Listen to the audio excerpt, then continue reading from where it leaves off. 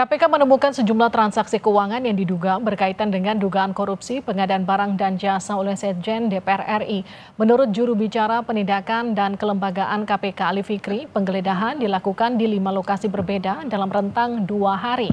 Dari seluruh proses penggeledahan, penyidik mengamankan sejumlah dokumen, barang bukti elektronik, termasuk transaksi keuangan sejumlah uang. Ali menekankan KPK telah menetapkan sejumlah pihak sebagai tersangka terkait dugaan korupsi pengadaan barang dan jasa dalam rangka kelengkapan rumah dinas DPR RI. Ini di beberapa lokasi, tim menemukan beberapa dokumen yang berkaitan dengan pengerjaan proyek, kemudian juga bukti elektronik dan juga temuan transaksi keuangan ya, berupa transfer sejumlah uang yang diduga kuat memiliki keterkaitan dengan peran para pihak yang ditetapkan sebagai tersangka. Dan kami juga ingin sampaikan dan pastikan bahwa dalam proses penyidikan ini KPK telah menetapkan beberapa pihak sebagai tersangka yang kami yakin teman-teman sudah tahu identitas dari para tersangka, namun sekali lagi nanti pengumuman resminya adalah ketika proses penyidikan ini cukup.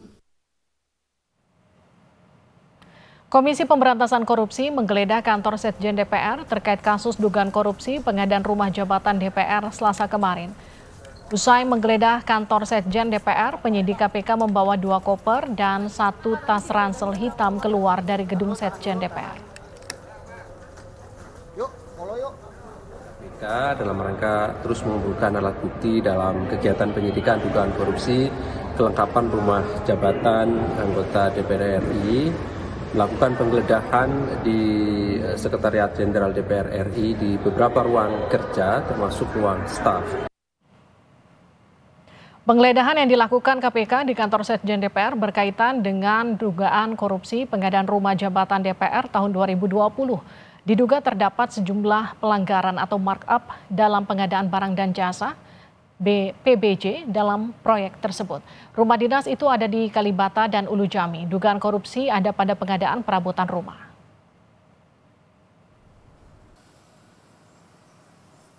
Sebelumnya LPSE merilis data nilai lelang pengadaan perlengkapan rumah tangga jabatan DPR tahun 2020 di Kalibata dan Ulu Jami. Nilai lelang pengadaan perlengkapan rumah tangga jabatan DPR tahun 2020 Blok A dan B senilai 39,7 miliar. Jumlah ini untuk peralatan seperti furniture, perabot rumah tangga, alat olahraga, alat musik, alat kesenian, hingga tabung gas kosong. Sementara untuk pengadaan perlengkapan rumah tangga jabatan DPR tahun 2020, rumah jabatan anggota DPR RI Kalibata Blok C dan D senilai 37,7 miliar rupiah. Untuk pengadaan perlengkapan rumah tangga jabatan DPR tahun 2020, rumah jabatan anggota DPR Kalibata Blok E dan F nilainya 33,9 miliar rupiah. Ini juga untuk kebutuhan yang sama dengan 4 blok lain. Yang terakhir di rumah jabatan anggota DPR Ulu Jami nilainya 9,9 miliar.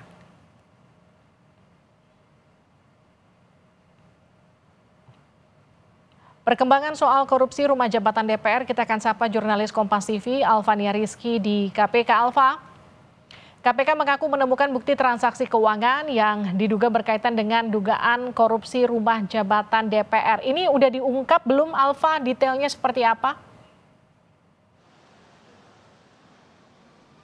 Kalau tadi dari konferensi pers yang disampaikan oleh juru bicara KPK Ali Fikri, ia hanya menyebutkan ada beberapa dokumen penting yang sudah ditemukan oleh penyidik dalam proses penggeledahan yang dilakukan pada 29 hingga 30 April lalu. Ia enggan membeberkan apa saja kemudian rincian detail dari transaksi keuangan yang kemudian diduga kuat berkaitan dengan pelanggaran pengadaan proyek barang dan jasa terhadap rumah jabatan anggota DPR RI tahun 2020.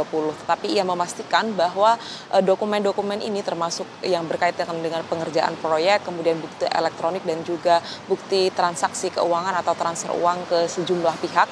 Ini diduga kuat berkaitan dengan pelanggaran atau kasus dugaan markup atau penggelembungan dana terhadap pengadaan barang dan jasa di proyek rumah jabatan anggota DPR RI tahun 2020. Sampai saat ini disebutkan bahwa negara mengeluarkan dana hingga sekitar 120 miliar rupiah untuk proyek RJA tahun 2020 ini. Tetapi kalau dilihat dari pernyataan Ali Fikri tadi bahwa ada beberapa transaksi yang kemudian mencapai ratusan miliar dari pihak-pihak swasta dan juga perusahaan lain yang bekerja sama dengan DPR RI dalam proyek pengerjaan rumah jabatan anggota DPR tahun 2020 ini. Penyidik nantinya akan segera mengumpulkan dan melengkapi alat bukti tersebut untuk kemudian melakukan langkah lanjutan, yakni memanggil para tersangka untuk kemudian meminta pernyataan awal untuk kepentingan penyidikan. Karena sampai saat ini status dari kasus ini saja sudah mencapai tingkat penyidikan, artinya sudah ada tersangka yang disebutkan oleh Ali Fikri ini mencapai lebih dari 2 orang walaupun belum disebutkan siapa saja namanya. Livi. Alfa, yang tadi saya tanyakan juga barusan Anda sampaikan, masih ada yang belum diumumkan, terutama soal tersangka yang dikatakan KPK sudah ada 2 orang yang ditetapkan sebagai tersangka. Apa alasan KPK soal ini, Alfa?